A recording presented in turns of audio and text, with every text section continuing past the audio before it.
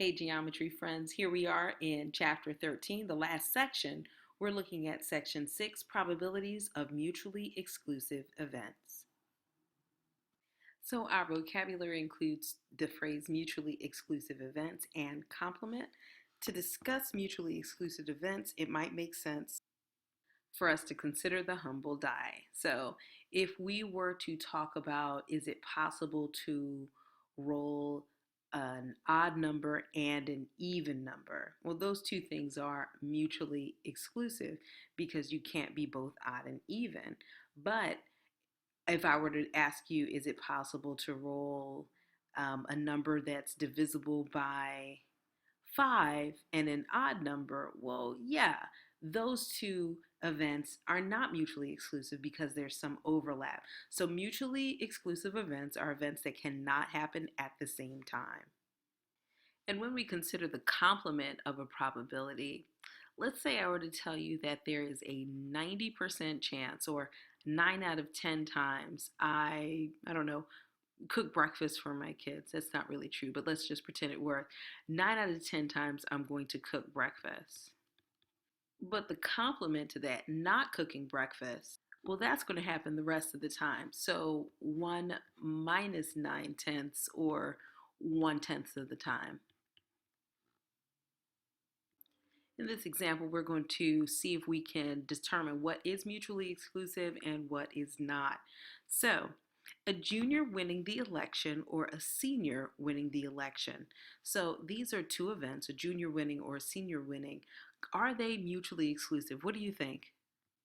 So yes, these events are mutually exclusive because students aren't, well, you can't be both a senior and a junior, right? So if we talk about the probability of a senior winning the election and the probability of a junior winning the election, we know that those are two mutually exclusive events. Let's try this next one. A sophomore winning the election or a female winning the election. I know I didn't give you a lot of time to think about this one, but no, these are not mutually exclusive as there are female sophomores, right? So you could be a female and you could be a sophomore, and that would be kind of like a Venn diagram overlapping pool in that case. And we'll see how that works out. Let's try this last one. Drawing an ace or a club from a standard deck of cards. Drawing an ace or a club from a standard deck of cards.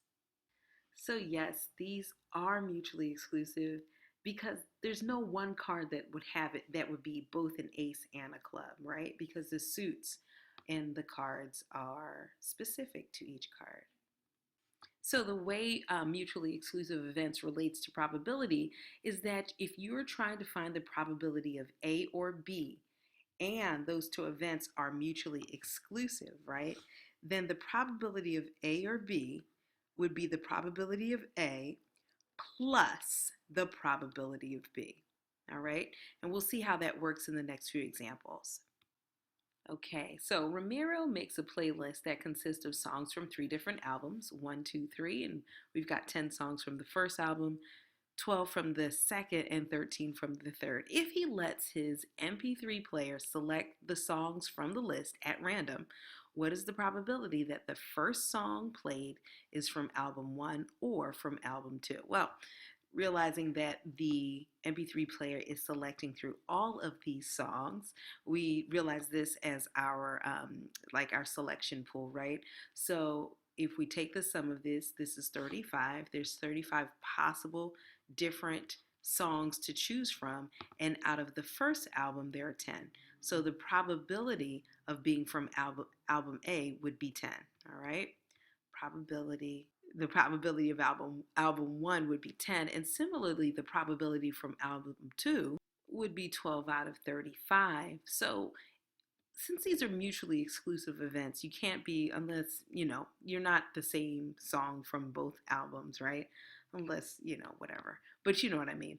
So since that's the case, of course I'm thinking, okay, maybe they made like a redo of a song on another album. But strictly speaking, you're not going to have the same song on both of those albums. Therefore, you would add up these probabilities, and so you'd get 22 out of 35 as the probability of the first song being from either the first or second album.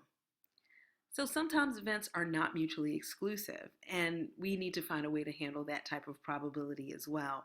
So if you've got two events that are not mutually exclusive, A and B, then the probability that A or B occurs is the sum of their individual probabilities minus the probability that both can occur. So in a sense, the probability this is like the probability of album A or album B, but let this time there be a song from album A that's also on album B as a remix or something like that. So if there's one song that's on both of these albums, that's the same, right? So then when we're thinking about the probability of A, right? The probability of A, I think it was last time 10 out of 35 when we were thinking about album one and album two. The probability of B was 12 out of 35. But remember, there's one song on both of these that's the same. So now we would subtract out the probability of A and B. So if there's a song that's on both of these, right?